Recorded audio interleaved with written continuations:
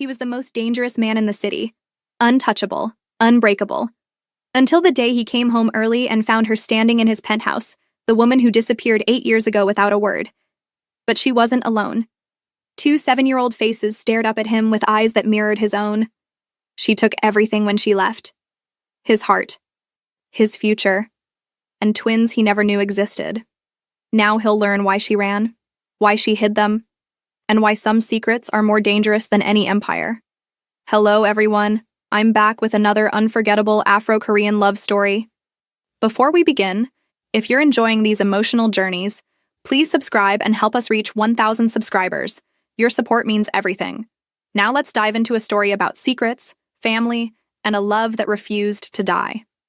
The penthouse was supposed to be empty. Jinwoo's day had unraveled in the kind of chaos that made men disappear. A shipment intercepted, loyalty questioned, blood promised, but not yet spilled. He'd left the meeting early, his silence doing more damage than any threat he could voice. His second-in-command would handle it. He always did. The elevator climbed 43 floors in perfect quiet.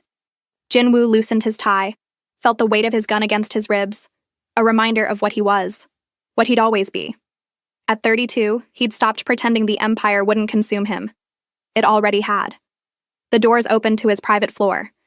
He heard it before he saw anything, a child's laughter. High and bright and impossibly out of place in a world built on silence and fear. Jinwoo's hand moved to his weapon on instinct. No one had access to this floor. No one. He moved through the foyer like smoke, every muscle coiled. The laughter came from the living room, along with a voice he'd spent 8 years trying to forget. Careful, baby. Don't climb on that. His heart stopped, then detonated. She stood with her back to him, sunlight streaming through floor-to-ceiling windows, illuminating her in gold.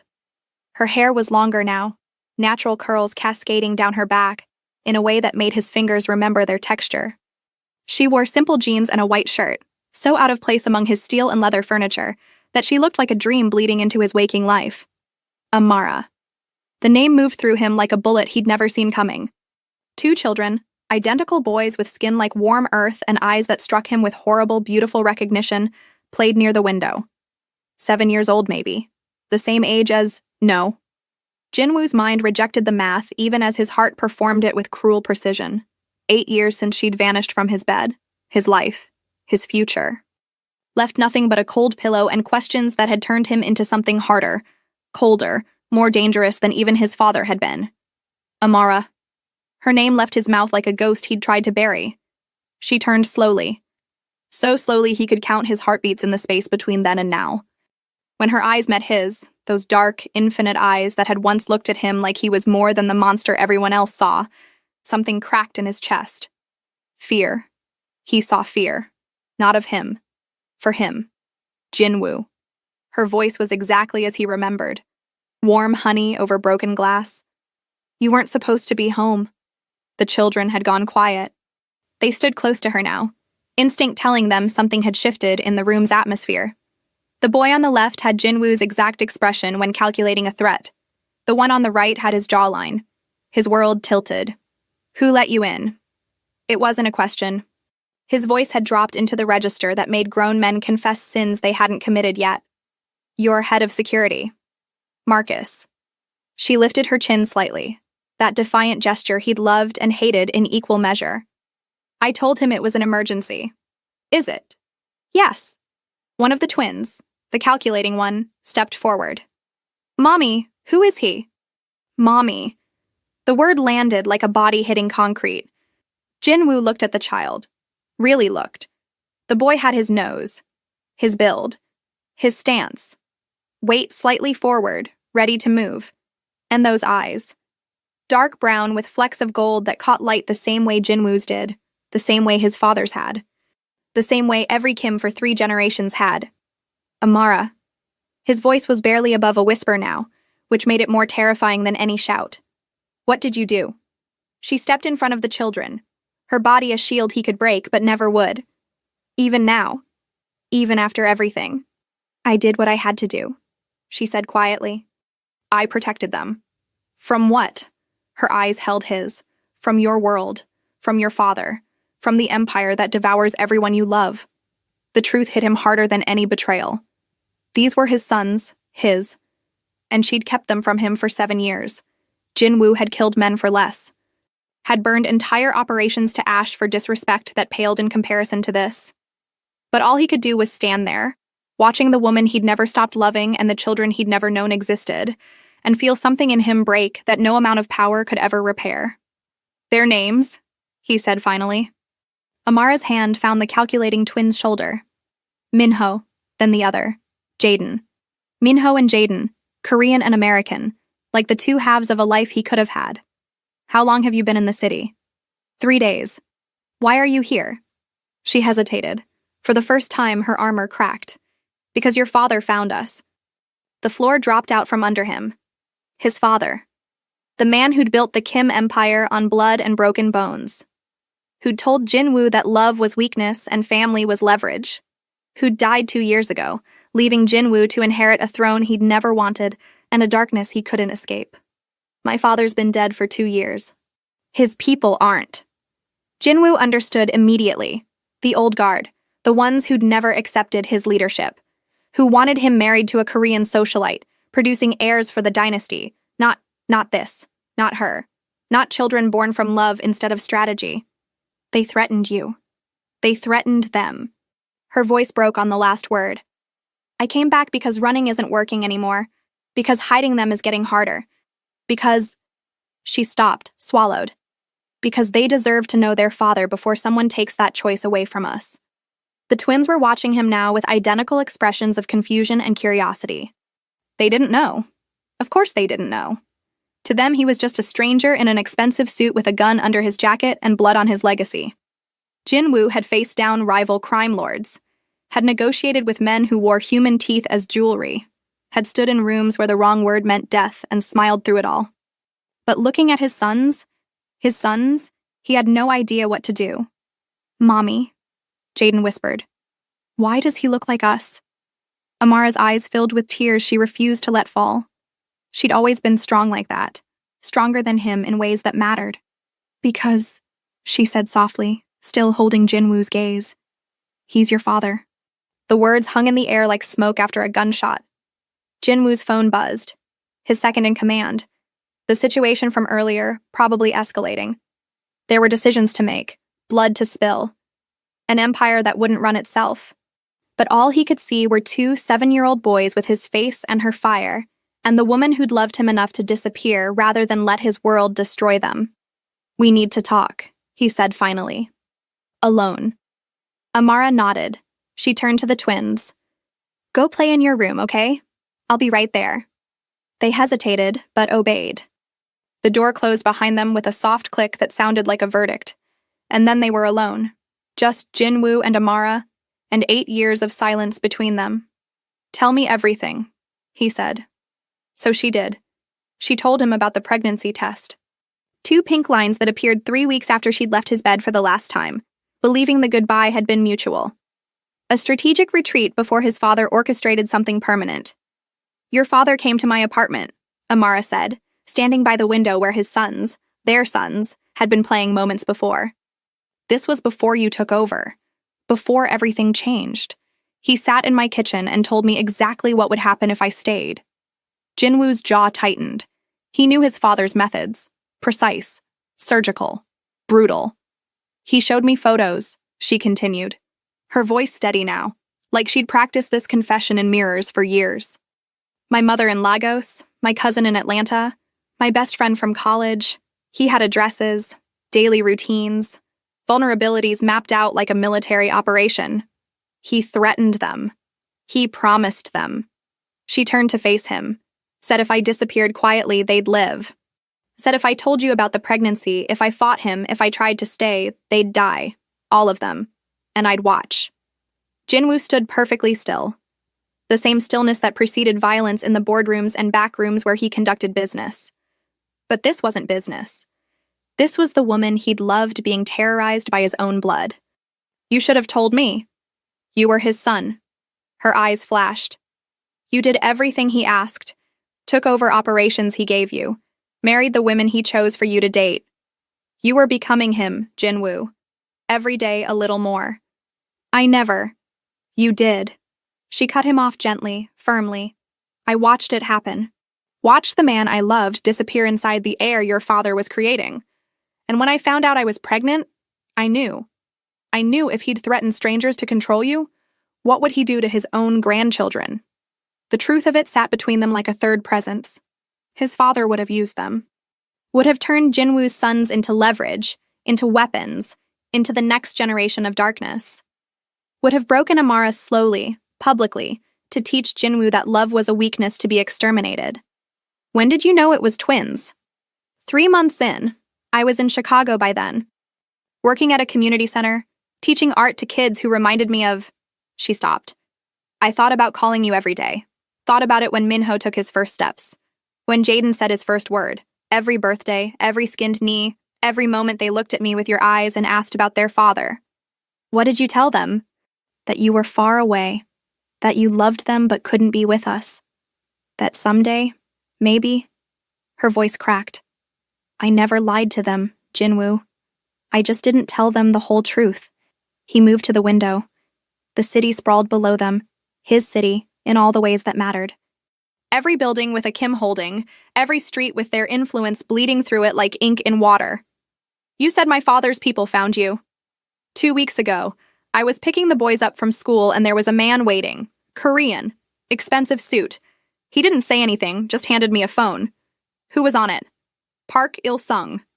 Jinwoo's blood went cold. Park Il-sung. His father's oldest friend and Jinwoo's most persistent opponent. The man who'd argued for a traditional succession. Who'd wanted Jinwoo married to the Choi family daughter, binding 2 criminal dynasties in blood and profit. Who'd disappeared into semi-retirement after Jinwoo took control, but clearly hadn't stopped moving pieces on the board. What did he want? The boys. He said your father had made arrangements before he died. That there were protocols for illegitimate heirs. That Minho and Jaden were Kim blood and belonged to the family. She wrapped her arms around herself. He gave me 2 options. Bring them to Seoul for proper raising, or watch them be taken. He threatened to kidnap my children. He didn't threaten. He promised. Amara met his eyes. That's when I knew running wouldn't work anymore. That the only person who could protect them was you. Jinwoo's phone buzzed again. He ignored it. You came back to ask me to fight Park. I came back to ask you to choose. Her voice softened. I know what you've become. I know the empire you run. But I also know, I have to believe, that somewhere inside you is still the man who used to read me poetry in Korean at 3 a.m. Who cried when his mother died. Who told me once that all he wanted was to be free. That man died the day you left. Did he? She stepped closer. Or did he just learn to hide better? They were inches apart now, close enough that he could smell her perfume, still the same. Jasmine and something warm he'd never been able to name.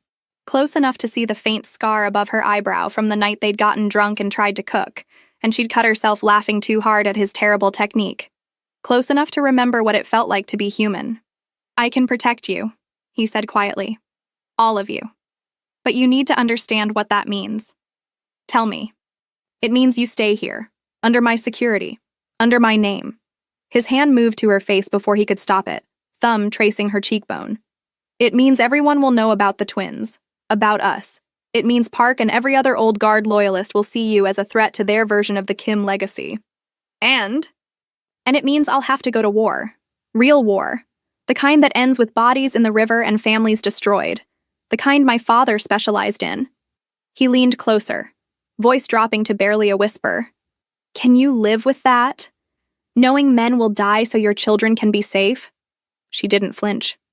Didn't look away. I watched you become a monster to survive your father, she said, but I also watched you feed stray cats in alleys when you thought no one was looking. I know what you are, Jinwoo. All of it, light and dark, and I'm not asking you to be something you're not. What are you asking? I'm asking you to be their father. Everything else. She placed her hand over his heart. We'll figure out together. The door opened. Both twins stood there. Minho holding a tablet, Jaden gripping a small backpack. Mommy, Minho said, our room has a TV bigger than our apartment. Jinwoo couldn't help it. He almost smiled. Jaden was staring at him with open curiosity now. Are you really our dad? The question hung in the air. Jinwoo lowered himself to one knee, bringing himself to eye level with his sons. This close, the resemblance was undeniable. They had Amara's warm brown skin, her smile, her grace. But their eyes were all Kim. "Yes," he said simply. "I am. Where were you?" The honest question from an honest child. "Far away," Jinwoo said, echoing what Amara had told them. "But I'm here now. Are you going to stay?" He looked up at Amara. She was watching him with an expression he couldn't quite read. Hope mixed with fear, mixed with something that looked dangerously like the love they'd once shared. "Yes," he said, still holding her gaze. "I'm going to stay."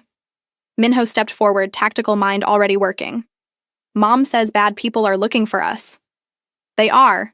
Can you stop them?" Jinwoo had been asked many questions in his life. By prosecutors, by rivals, by men begging for mercy they wouldn't receive. But this question from his 7-year-old son carried more weight than any interrogation. "Yes," he said. "I can stop them." "How?" Amara moved to intervene, but Jinwoo raised a hand gently. "Because I'm scarier than they are," he said honestly. "And because you're mine. And I protect what's mine." Jaden processed this, then nodded like it made perfect sense. "Okay." Just like that. "Okay." As if trust could be that simple. Jinwoo's phone rang.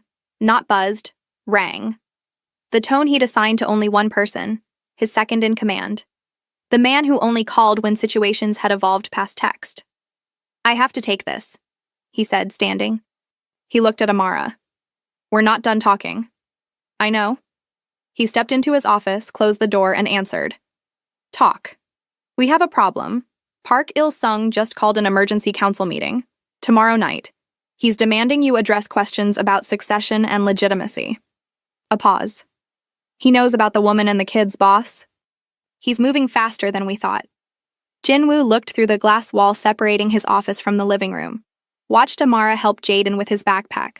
Watched Minho explore the penthouse with careful, intelligent eyes. Watched his family exist in his space for the first time ever. "Let him move," Jinwoo said quietly. "We'll be ready." He hung up.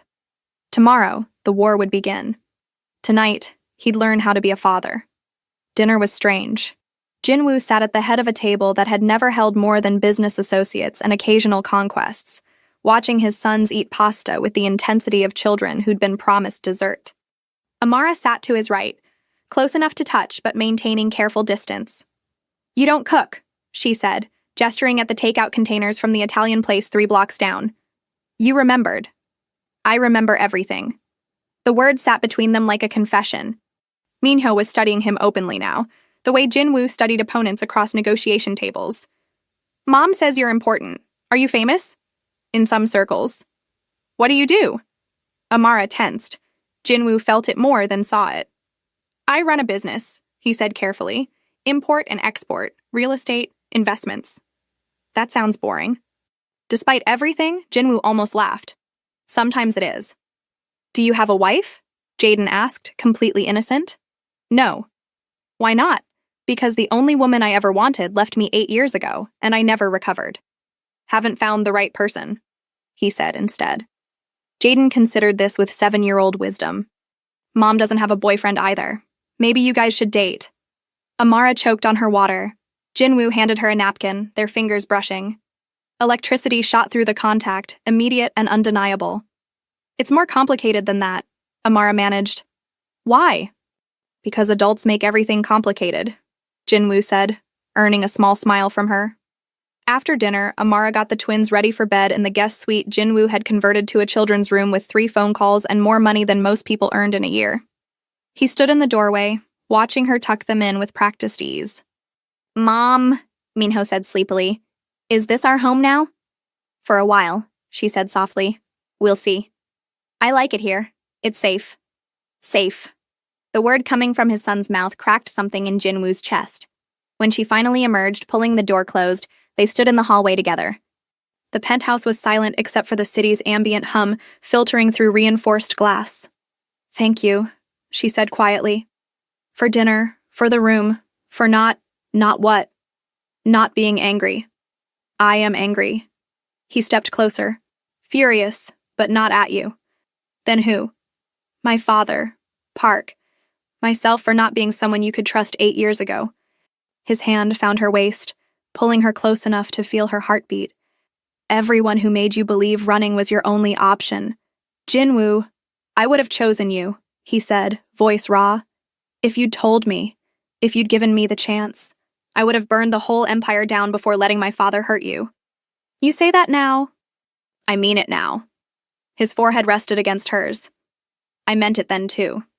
You just didn't know. She was crying silently, tears tracking down her face in the dim hallway light. I was 20, pregnant, terrified. Your father sat in my kitchen and described in detail how each person I loved would die. I made the only choice I could. I know. He wiped her tears with his thumbs. And I hate that you had to make it alone. They stood like that for a long moment. Two people who'd loved each other in a different life, holding each other in the wreckage of the one they'd ended up in. I should go to bed, Amara whispered but didn't move. You should. Your room is. Master Suite. End of the hall. She pulled back slightly, just enough to meet his eyes. Is there someone? Do you? No. The word came out harder than he intended. There's been no one. Not really. Not since you. Jinwoo, 8 years is a long time to... I tried. His hand cupped her face. God, I tried. Dated women my father approved of. Women who understood the life. Women who didn't ask questions or want more than I could give. But every time I'd see you, in the curve of a smile, the way someone laughed, the empty space in my bed. He leaned closer. You ruined me, Amara. Completely. That's not fair. None of this is fair. She kissed him, or he kissed her. Later, neither could say who moved first. Just that suddenly they were pressed against the hallway wall, 8 years of longing and regret and desperate love pouring into a kiss that tasted like salt and homecoming. His hands remembered her body, the curve of her hip, the small of her back, the way she made a soft sound when he kissed the spot just below her ear. Her hands remembered him too, the tension in his shoulders, the scar on his ribs from a knife fight when he was 19, the way he shuddered when she touched him like he was human instead of monstrous. We can't, she gasped when they broke apart. I know. The boys are right there. I know. This is insane. I know. But neither of them moved apart.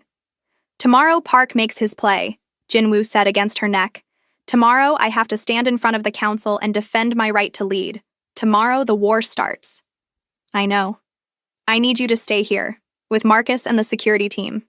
Don't leave the building. Don't trust anyone who isn't me. For how long? However long it takes. She pulled back to look at him. What are you going to do? What I'm good at. His smile was sharp, dangerous. The smile that made men sign confessions and rivals back down. I'm going to remind everyone why I'm in charge. Jinwoo. Park thinks the old guard will back him because I don't have legitimate heirs, because I'm not married to approved bloodlines, because I'm half American in ways that matter to them. He kissed her forehead. Tomorrow I'm going to introduce them to my sons. Let them see Kim blood in Minho and Jaden's eyes. Let them know that hurting you means going through me. That makes us targets.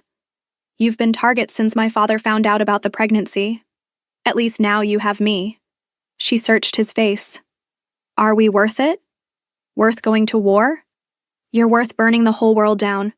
He said it simply, like fact, like gravity. Ask me again tomorrow and my answer will be the same. Ask me in 10 years, 20, however long I have left. You're insane. Probably. He kissed her again, softer this time, sweeter, like a promise. Get some sleep. Tomorrow's going to be complicated. She nodded, started toward the guest suite, then turned back. Jinwoo? Yeah? I never stopped loving you. I just want you to know that. Through all of it. The running, the hiding, the years. I never stopped. The confession hit him like a physical blow. I know, he said quietly. I felt it. Every day. Like a ghost in my house. She smiled, sad and beautiful and haunted by the same ghosts. Then disappeared into the guest suite, closing the door between them. Jinwoo stood alone in the hallway for a long time. Then he went to his office and started making calls. By dawn, half the criminal underworld would know. Kim Jinwoo had sons, had family, had something he'd go to war to protect. Let them come. He'd be ready. The council room hadn't changed in 2 years. Same dark wood table, same leather chairs arranged like a tribunal, same portraits of dead patriarchs lining the walls, men who'd built empires on blood and called it legacy. Jinwoo entered alone. 12 men sat waiting, old guard, his father's generation. Men who remembered when the Kim family answered to Seoul, when tradition meant everything, when half-American sons were mistakes to be corrected, not heirs to be followed. Park Il-sung sat at the far end, silver-haired and sharp-eyed, smiling like a man holding all the cards. "Jinwoo," Park said warmly. Too warmly. "Thank you for joining us. You called an emergency meeting." Jinwoo took his seat at the head of the table, his father's seat, earned through 2 years of careful consolidation and strategic ruthlessness. "I'm here. We have concerns." "You always do." Park's smile thinned. "Concerns about your personal situation. Rumors suggest you have children. Illegitimate children. With a woman outside our approved networks." The room went silent. Jinwoo met each man's eyes in turn, saw calculation, judgment, fear masked as tradition. "Not rumors," he said calmly. "Facts. I have twin sons, 7 years old. Their mother is the woman I should have married 8 years ago before my father interfered." The room erupted, voices overlapping, outrage and opportunity mixing in equal measure. Park raised a hand. Silence fell like a blade. "You understand," Park said carefully, "that this complicates succession. These children, they're not Korean, not fully. Their mother has no family connections, no strategic value. They represent a dilution of Kim blood. They represent my blood." Jinwoo's voice dropped into the register that made grown men reconsider their life choices. "Kim blood. The same blood in every portrait on these walls. You want to question their legitimacy? Question mine while you're at it." "We're not questioning you," another council member interjected. "We're questioning the wisdom of recognizing them, of bringing them into the family publicly. It sends a message of weakness, of compromised judgment." "What message does it send?" Jinwoo asked quietly. "If I abandon my own children?" "It sends the message that the empire comes first, as it always has, as it must." Park leaned forward. "Your father understood this. He made hard choices for the good of the family, married the right woman, produced the right heir, built alliances through strategic relationships." "My father," Jinwoo said, "died alone in a hospital bed, surrounded by associates and business partners but no one who actually loved him. Is that the legacy you want me to follow? Your father built an empire, and I inherited it, expanded it, doubled our holdings in 2 years while keeping federal investigations at bay and maintaining peace with the Russians, the Italians, and the Colombians. I've done everything you asked and more." He stood slowly. "But I won't sacrifice my sons for your approval." "Then you're choosing them over us." "I'm choosing them over outdated traditions that serve no one but old men afraid of change." Park stood as well. The room held its breath. "There will be consequences," Park said softly. "The old families won't accept this. Your leadership will be challenged, formally. Let them challenge." Jinwoo buttoned his jacket. "I'll be ready." He walked out. Behind him, he heard Park's voice. "This isn't over." Jinwoo didn't turn around. It never is. Marcus was waiting by the car, expression carefully neutral. "How bad?" "War," Jinwoo said simply. "Probably by the end of the week." "The woman and kids?" "No one touches them. I don't care what it costs. No one." Marcus nodded.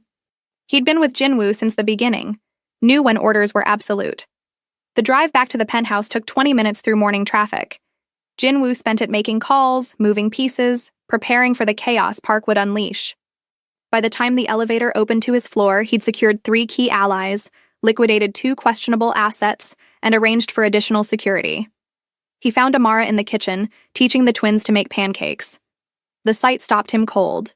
Domestic. Normal. Everything his life had never been. "Dad!" Jaden spotted him first, flour on his nose. "Look, we're cooking." "Dad." The word hit different every time. "I see that," Jinwoo said, loosening his tie. "Any casualties?" "Just the first batch," Minho reported seriously. They were structurally unsound. Amara caught Jinwoo's eye over their heads. mouthed, "How did it go?" He shook his head slightly. Later.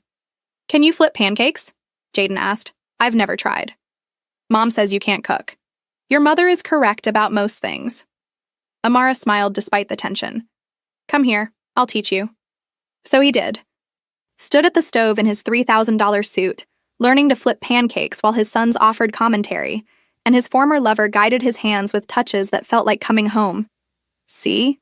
she murmured, close enough that only he could hear. "Not so scary." "This is terrifying," he admitted. "I've negotiated with arms dealers." "This is worse." She laughed. The sound filled the kitchen like light. For exactly 17 minutes, Jinwoo forgot about Park. About the council. About the war brewing in the shadows of his empire. For 17 minutes, he was just a man making breakfast with his family. Then his phone rang. Marcus. Emergency tone. Jinwoo stepped away, answered. "Talk."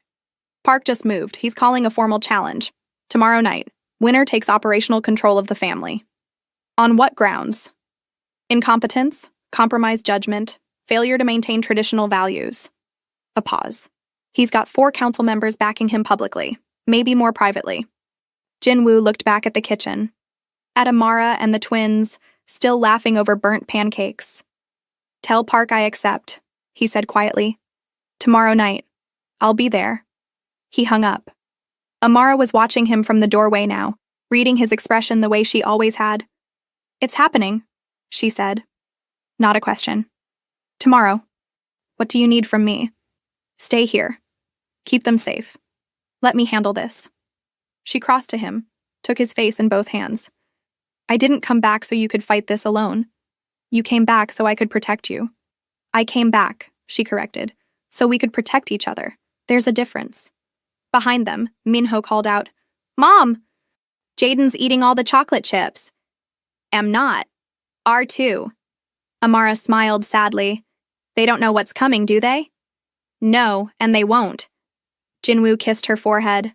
"Whatever happens tomorrow, they stay innocent as long as possible." "And after tomorrow?" "After tomorrow, either I'm still in charge and we figure out how to be a family in the middle of all this chaos." He paused. "Or Park wins, and you run. Far. Fast. New identities, new country, whatever it takes." "I'm not running again." "Amara. No." Her voice was steel wrapped in silk. "I ran once. Spent 8 years looking over my shoulder, teaching our sons to be ready to disappear at any moment. I'm done running.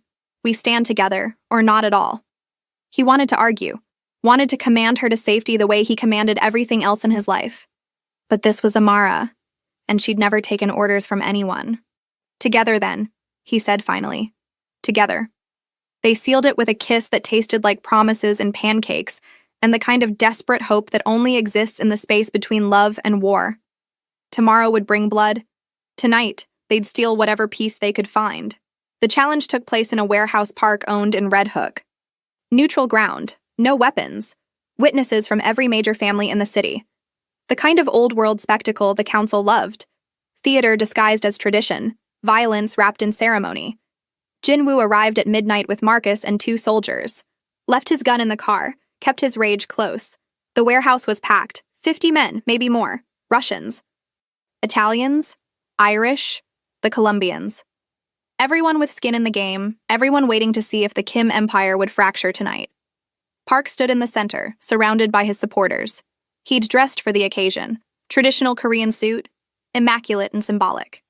Making a point about heritage, about roots, about what Jinwoo supposedly lacked. "Jinwoo," Park said as the crowd parted, "thank you for coming. You issued a formal challenge. I'm here to answer it." "Then let's begin." Park gestured to the assembled crowd. "We stand before our brothers tonight to settle a question of leadership, of vision, of what the Kim family should be." Jinwoo said nothing. Let Park talk. Men who talked too much revealed their strategy. "For 2 years, Jinwoo has led us," Park continued, "and in many ways he's been effective, profitable, strategic. But profit isn't everything. There are principles, values, traditions that bind us to our past and guide our future." "Get to the point," Jinwoo said flatly. "The point is simple. You've compromised the family, brought in a woman with no connections, no value, Acknowledge children of mixed blood, prioritized personal sentiment over strategic alliance. Park's voice hardened. Your father would be ashamed, the crowd murmured, waiting for Jinwoo's response. He stepped forward into the light. My father, Jinwoo said quietly, was a brilliant man, ruthless, strategic. He built an empire from nothing and taught me everything I know about power. He paused. He was also alone, bitter, surrounded by people who feared him but never loved him. He died believing that strength meant isolation. That family was a liability. Family is our foundation, Park countered. Then why are you trying to make me abandon my sons? Silence. You talk about tradition, Jinwoo continued, voice carrying through the warehouse, about blood, about what the Kim family should be. But tradition is just another word for fear. Fear of change, fear of evolution. Fear that maybe, just maybe, there's a better way. There is no better way than what's worked for generations.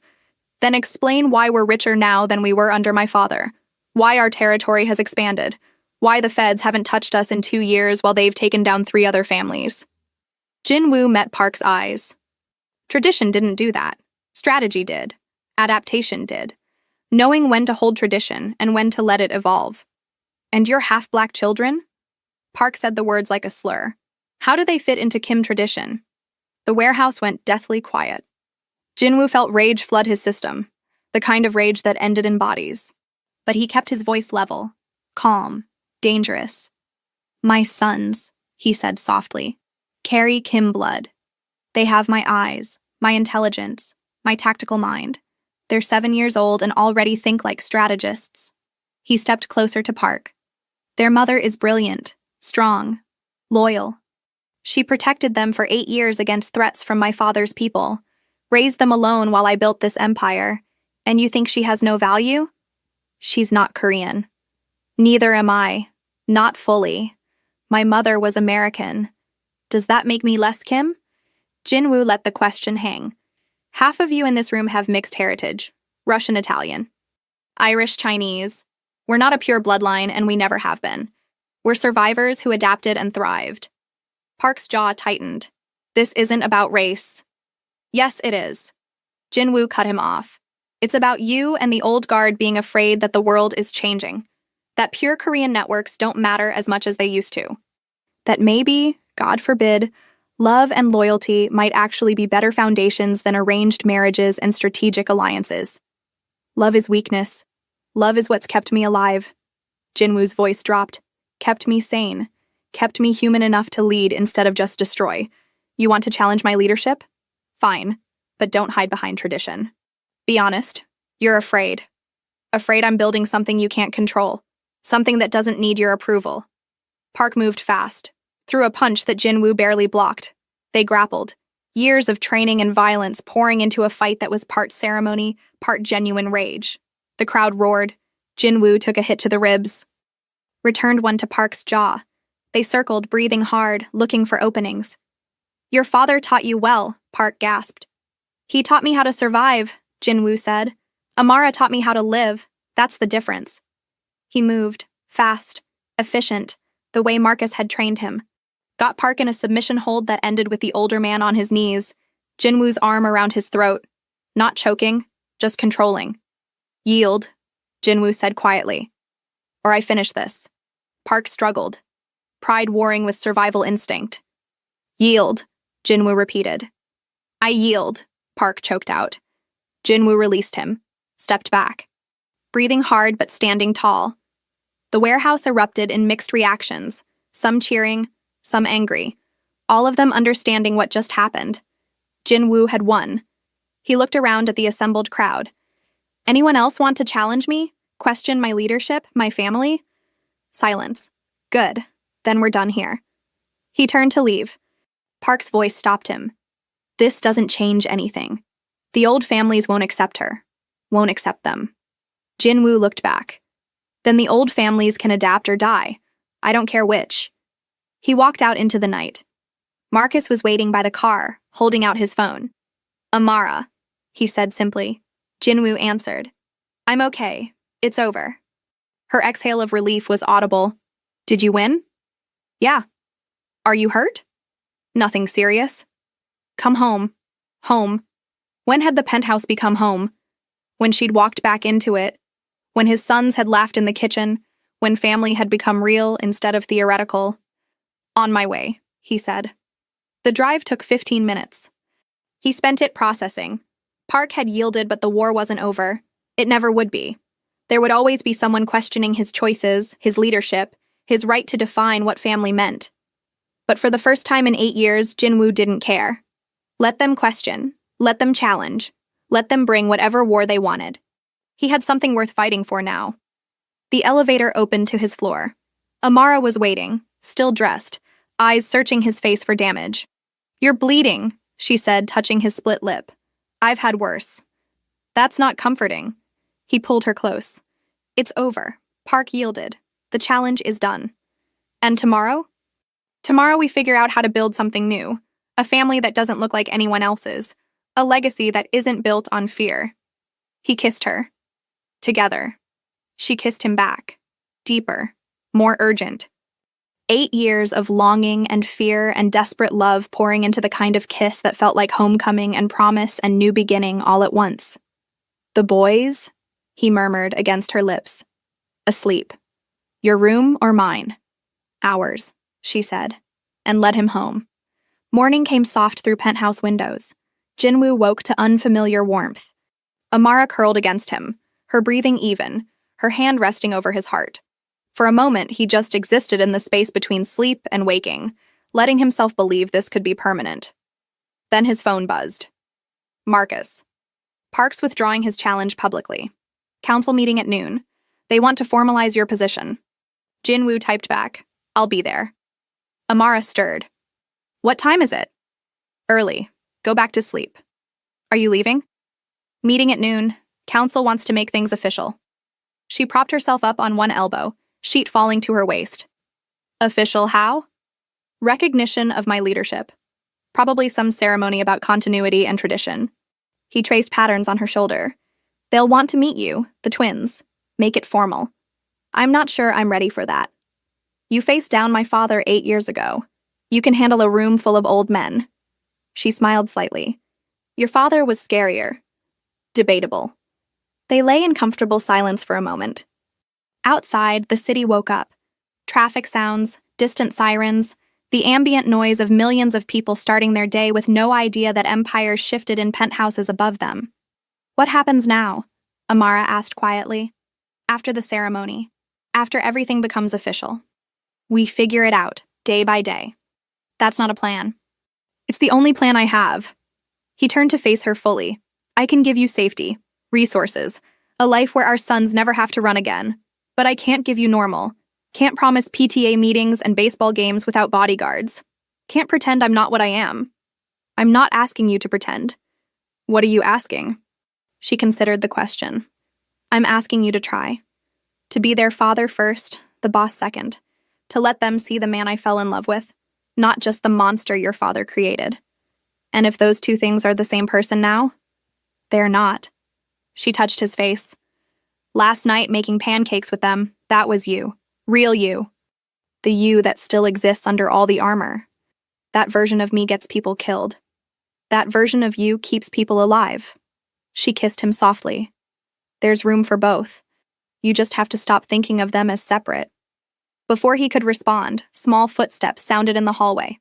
A knock on the door. "Mom?" Minho's voice. "Are you awake?" Amara glanced at Jinwoo, who was already pulling on pants. She wrapped the sheet around herself. "Come in, baby." Both twins entered, still in pajamas, eyes widening at the sight of their parents together. "Did you have a sleepover?" Jaden asked innocently. "Something like that," Jinwoo said, fighting a smile. Minho's tactical mind was working. "Are you guys back together?" "We're figuring it out," Amara said honestly. "Does that mean we get to stay here?" Jinwoo knelt down to their level. "Would you want to?" "This place is cool," Jaden said enthusiastically. "And Marcus showed us the security room. There's like 50 cameras. Marcus was supposed to show you the game room. We saw that too, but the security stuff was cooler." "Of course it was. They were his sons."